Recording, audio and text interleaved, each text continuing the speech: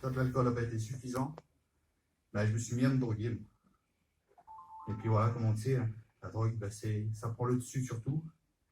Ça prend le dessus sur ta famille, sur tes amis, sur ton travail. Et puis je vivais comme ça, et puis ça me convenait très bien. Mais ça m'a rendu aigri. J'en voulais à tout le monde. J'avais que de la colère. Ça se remplissait de jour en jour.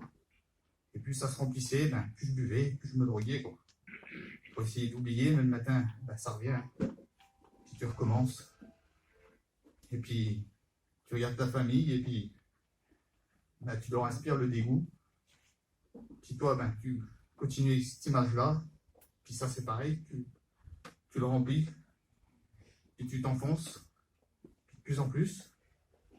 Et puis l'année dernière, ben, j'en avais marre de tout ça. J'ai essayé de mettre fin à mes jours. Et puis c'est ma femme qui a appelé les pompiers. Ils sont venus me réanimer et tout. Mais c'était pas suffisant. Moi, je voulais vraiment me détruire carrément. Et j'ai continué. 3-4 jours après, ça a encore été la vie chez moi. Et puis ma femme, mon petit, tout ça, ils sont partis. Enfin, mes petits.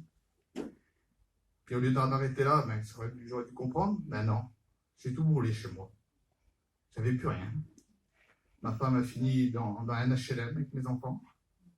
Moi, j'ai vécu, à dire, quasiment une caisse de camion, quoi. Ça faisait 4 mètres. Et puis j'étais là, et puis je regardais, mais j'avais pas de remords sur le coup, rien. Je disais, j'en ai à foutre, de toute façon, j'ai qu'à crever, je m'en fous complètement. Ils sont plus heureux sans moi. Et oui, c'était comme ça. Et puis après, je sais pas, il y a un jour, je me suis dit, ben, fais-le au moins pour tes petits. Alors j'ai décidé d'aller voir un psy. Mais pareil, j'ai cru que ça allait mieux pendant un moment. Ça a duré quoi, peut-être 15 jours. J'avais des cachets, des machins. Et non, j'ai retombé dans mes travers. J'ai rebu. Recommencé à me droguer. Et puis je m'épuisais de jour en jour, de jour en jour, de jour en jour. Et ma femme et mon petit, vous voyez que j'étais pas bien, que j'étais malheureux. Et ma femme, elle a décidé, elle, de faire une lettre par un docteur. Puis je rentre en urgence parce que j'étais dans un état catastrophique. Ils avaient peur que je me suicide à tout moment. Même que j'avais trouvé un bout de travail, je voyais cette usine et il y avait des poutres partout. Et quand je voyais ces poutres, j'avais qu'une envie, c'était de mettre une corde. Mais je sais pas pourquoi j'étais comme ça, c'était comme ça, je ne pouvais rien. Et j'ai fini à l'hôpital, à Dole, là-bas. Et cet hôpital, c'est comme une prison en fait. Je suis arrivé, ils m'ont enlevé tout, les lacets, les ceintures, le téléphone. C'est comme une prison, t'es enfermé. Et je disais, mais comment ça se fait que je suis là? Ça va pas, je dis pourquoi je suis là? Je suis pas si méchant quand même. Et là, il y avait une personne. Je ne connaissais pas, rien du tout. Il est venu vers moi, j'ai discuté avec, et c'était un chrétien. Et puis j'ai parlé avec, tout. Et il me dit, j'ai raconté un peu ma vie, quoi. Il me dit, tu sais, il dit, il n'y a pas de hasard dans la vie. Il n'y a que des rendez-vous. Et si tu demandes, eh ben, on t'écoute. Ça m'a travaillé, ça m'a travaillé. J'ai demandé à parler à un serviteur. J'ai eu Niki, Zimba qui n'est pas là aujourd'hui. Et puis je lui disais, un peu en gros, vite fait ce qui s'était passé. Je lui disais, je ne sais pas l'appeler, je dors mal, je me ronge sans arrêt. Et ce soir-là, je ne sais pas tout raconter à Niki ce soir-là, mais juste un peu. Et j'ai dormi ce soir-là. Je dis, c'est pas possible, comment j'ai pu dormir toute la nuit là, que j'étais bien là.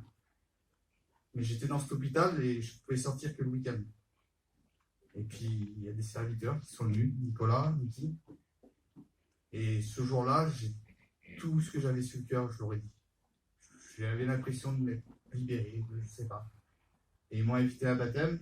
Et je dis non, baptême, j'ai peur de ne pas comprendre les choses en fait. Et du coup, le dimanche, il y avait un culte. Et je suis venu, j'étais assis là-bas. Et Sébastien qui a prêché. Et c'était même pas prévu en plus. Et tout ce qu'il a dit, c'était ma vie entière. On aurait dit qu'il délivrait quelque chose, qu'il était avec moi quand je faisais toutes ces conneries. Et j'étais sur ma chaise là-bas et j'étais brisé carrément. Carrément brisé. Je sais pas, il s'est passé un truc. Je suis rentré vers moi. Le poids que j'avais sur les épaules, il avait disparu. Le vide que j'avais là-dedans, il était rempli. La haine que j'avais pour pour tout le monde sans raison. Je ne sais pas pourquoi c'est comme ça. J'avais l'impression que je l'avais laissé ici, ou je ne sais pas, caché dans une porte, là. J'avais plus tout ça. J'avais la paix, je dormais bien. Et je remerciais le Seigneur pour tout ça. Et quand je suis parti après, il a fallu que je voie, retourne voir ce psy-là. Et elle me regarde, elle me dit, vous êtes changé, monsieur. Je dis, comment ça? Elle dit, vous êtes radieux. Elle dit, c'est pas normal. J'ai dit, si, madame, j'ai le Seigneur dans le cœur. J'ai pris sa main et je ne l'ai plus lâché.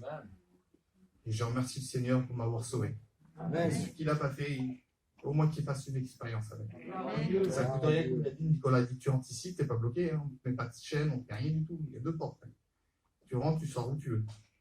Et moi, je suis venu ici, et quand je viens ici, j'ai plus envie de repartir. Merci Seigneur, et faites une expérience. Amen.